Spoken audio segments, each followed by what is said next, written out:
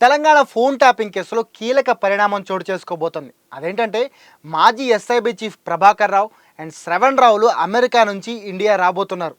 దీనికి సంబంధించి ట్రంప్ ఒక ఫైల్ మీద సైన్ చేయడంతో వీళ్ళిద్దరూ ఇండియాకి రావడం పక్కా అయిపోయింది. వచ్చే వారం లేదా 10 రోజుల్లో వీళ్ళిద్దరూ ఖచ్చితంగా ఇండియాకి వస్తారు. అండ్ వాళ్ళని అరెస్ట్ చేయడానికి తెలంగాణ పోలీసులు కూడా అన్ని ఏర్పాట్లు చేసేసుకుంటున్నారు. దీనికి సంబంధించి తెలంగాణ పోలీసులు ఇప్పటికే అమెరికాకు ఒక లెటర్ కూడా పంపించారు. రిమైండింగ్ లెటర్ అంటారు దాన్ని. తెలంగాణ పోలీసులు ఈ లెటర్ పంపించడం అండ్ అమెరికాలో ట్రంప్ ఒక ఫైల్ మీద సంతకం చేయడం, ఈ రెండింటితోటి వీళ్ళిద్దరు ఇప్పుడు తెలంగాణకి రావడం పక్కా.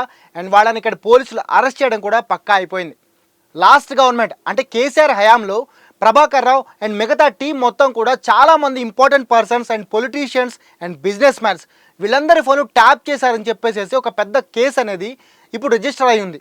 ఈ కేసులో ఇప్పటికే చాలామంది పోలీస్ అధికారులని, అది కూడా ఉన్నత స్థాయిలో ఉన్న పోలీస్ అధికారులని అరెస్ట్ చేసి వాళ్ళని విచారిస్తున్నారు. అండ్ ఇప్పుడు కనుక ప్రభాకర్ రావు అండ్ శ్రావణ్ రావుని కూడా ఇండియాకి అప్పగించాలని తెలంగాణ పోలీసులు చాలాసార్లు అమెరికాకి red corner and blue corner నోటీసులు కూడా జారీ చేశారు. అయినా అమెరికా నుంచి ఎటువంటి రెస్పాన్స్ రాలేదు.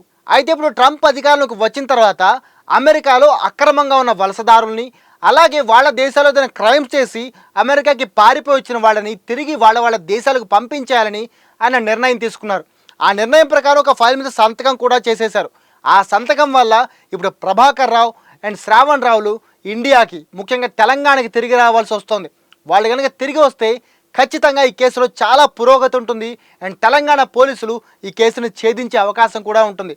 అదే జరిగితే ఈ కేసులో ఎవరైతే వీళ్ళ చేత ఫోన్ ట్యాపింగ్ చేయించారో ఆ పెద్ద తలలన్నీ బయటకు వచ్చే ఛాన్స్ కూడా ఉంది.